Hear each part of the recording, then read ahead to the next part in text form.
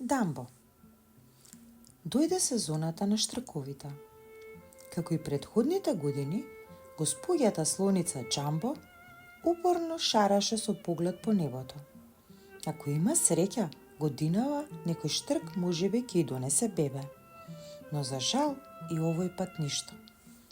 Сега ќе мора да чекам до наредната година, воздивна таа и се качи на возот со кој што циркусот патуваше.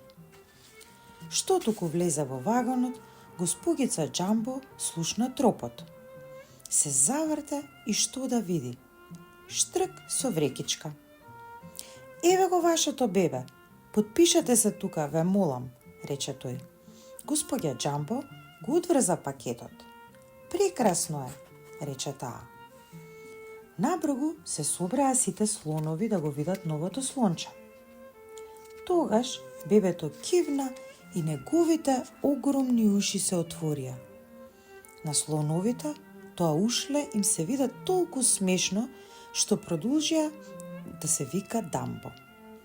Господја Джамбо им го сврте грбот и силно го гушна своето бебе. Кога стигнаа во другиот град, животните направија дефиле, за да го најават пристигнувањето на циркусот. Дамбо маршираше зад мајка си. Кога заврши парадата, животните се вратија во циркуските шатори. Додека Дамбо јадеше, дојде едно дете и почна да го влече за ушите. Ова е најсмешното нешто што сум го видел досега, извика тоа. Дамбо вресна од страв. Мајка му дотрча и го плесна детето со сурлата, колку да го подзаплаши. Но детето на сите им раскажа дека господја Джамбо подивела и го нападнала. Затоа дресирите ја врзаа и ја заклучија далеку од сите. Слоновите не сакаа да му помогнат на Дамбо да ја пронајде мајка си, бидејќи сметаа дека тој е виновен за се. Дамбо остана сосема сам и почна да плаче, но одеднаш се појави глувчето Тимоти Кју. Јас знам дека си многу добро слонче, рече тој, и му вети дека од него ќе направи звезда. Тимоти отиде кај скротителот на слонови и му предложи една точка за Дамбо. Да се искачи на врвот од пирамидата на слоновите и да замавта со малецкото знаменце. На следниот настап на слоновите, скротителот ја воведе точката на Дамбо.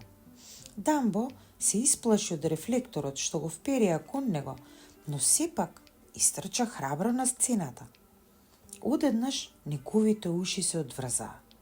Тој се сопна и летна право во топката на која беа наредени слоновите. Пирамидата од слонови се сруши и ги преплаши гледачите.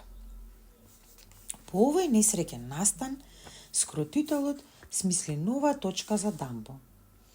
Тој мораше да се приправи во бебе клон и да скока од божем запалената зграда во када со леплив крем. Сите се смееја, но на Дамбо му се плачеше. По некое време, Тимоти му кажа каде да ја најде мајка си.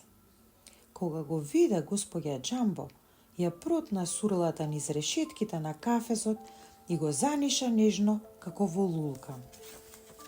Дамбо не можеше долго да остане со мајка си.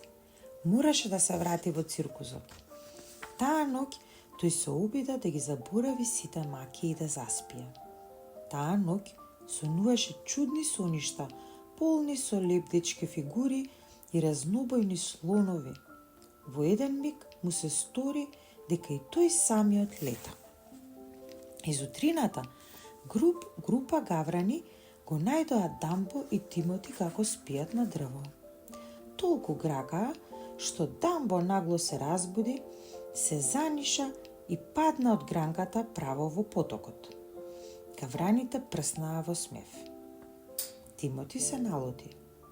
А што е тоа толку смешно едно кутро слонче да падне од дрво? Праша тој. Но штом го рече тоа, се замисли.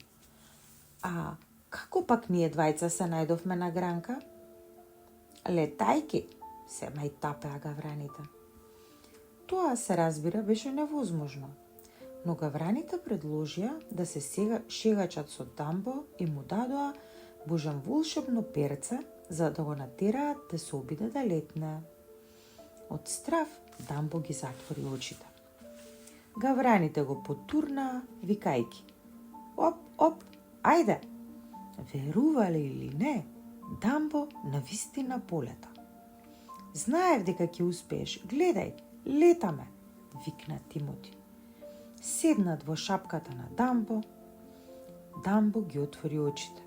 Вистина беше, тој леташе како птица, исто како во сонот. Летањето било прекрасно. Таа вечер Дамбо мораше повторно да скокне од запалената зграда, но овој пат не се плашеше.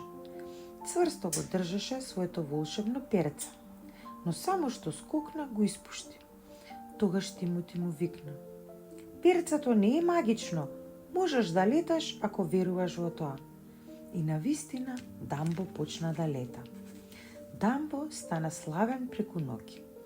Каде и да одеше циркусот, народот доаѓаше да го гледа Дамбо, летачкиот слон. Дамбо изведуваше разни акробации, а господја Џамбо гордо го гледаше од низиното почесно место. Дамбо стана ѕвезда на циркусот. Сега сите го сакаа.